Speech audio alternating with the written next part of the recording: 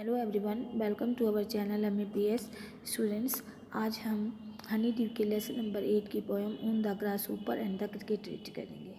ठीक है, on the grasshopper and the cricket poem है जो प्रकृति से संबंधित बड़ी सुंदर कविता है।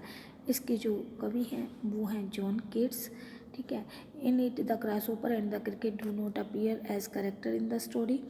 जो इस कविता में टिड्डा और झिंगुर हैं जो किसी कहानी के पात्र के रूप में हमारे सामने नहीं आते, rather they act as a symbol each suggesting something else, बल्कि वे प्रतीक के रूप में कार्य करते हैं और कुछ अलग ही संकेत देते हैं। Read the poem and notice how the poetry of earth keeps on through summer and winter in a never ending song. कविता को पढ़िए और पता लगाइए कि पृथ्वी की कविता ग्रीष्म और सर्दी ऋतु यानी गर्मी और सर्दी ऋतु के दौरान कभी ना समाप्त होने वाले गीत के रूप में कैसे चलती है। हु सिंग्स द सॉन्ग, और यह गीत कौन गाता है।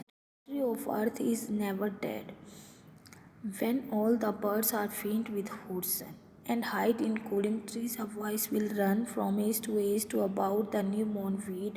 That is the grasshopper's. He takes the lead in some luxury he has never done with his delights. For when he tired out with fun, he rests at ease beneath some pleasant weed. The poetry of earth is never dead. जो पृथ्वी की कविता है वो कभी नहीं मरती। When all the birds are faint with hot sun सूर्य की गर्मी, और फेंट मीन्स बेहाल हो जाना। जब सारे पक्षी सूर्य की गर्मी से बेहाल हो जाते हैं, and hide in cooling trees, और पेड़ों की ठंडक में छुप जाते हैं। A voice will run from east to west about the new मॉर्न फीड, और एक आवाज़ नई तराशी गई चरागाहों के विषय में एक झाड़ी से दूसरी झाड़ी तक गूंजती रहती है।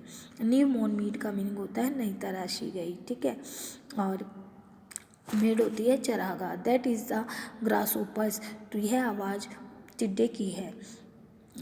He takes the lead in some luxury and he has never done.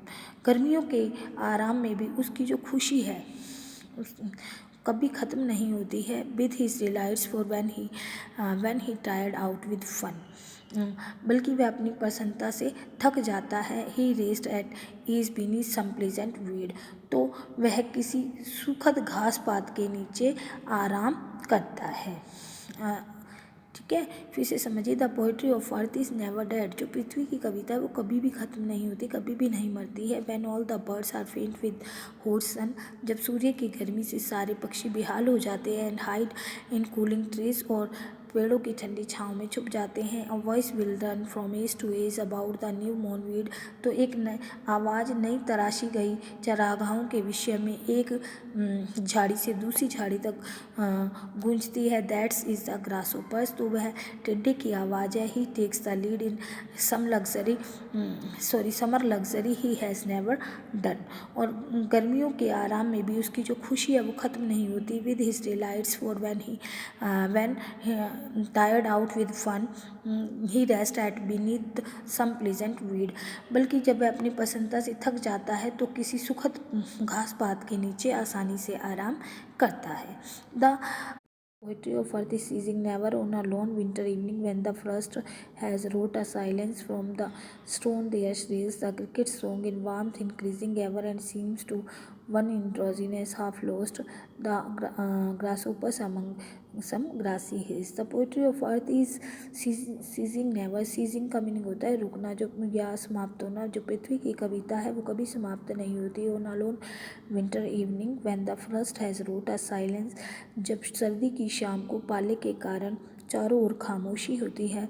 From the stones yes is the cricket song, तो पत्थरों में से झिंगुर के गीत का ऊंचा स्वर सुनाई देता है। इन वार्मथ इंक्रीजिंग नेवर, इसकी हमेशा जो इंक्रीजिंग एवर, जो इसकी गर्माहट है हमेशा बढ़ती रहती है। And seems to one in drowsiness half lost, और the grasshoppers among some grassy hills, और किसी के अर्ध निंद्रा में ऊँघने की आवाज़ सुनाई देती है।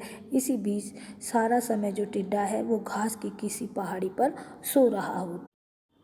इस प्रकार हमने जाना कि the poetry of earth is never dead and ceasing never, की जो पृथ्वी की कविता है कभी भी नहीं मरती और कभी भी समाप्त नहीं होती है। कोई भी, चाहे कोई भी मौसम हो, गर्मी हो या सर्दी हो, इस कविता के माध्यम से कवि यह भी बताना चाहता है कि हमें हर परिस्थिति में खुश रहना चाहिए, हर परिस्थिति का एंजॉय करना चाहिए, आनंद लेना चाहिए। ओके।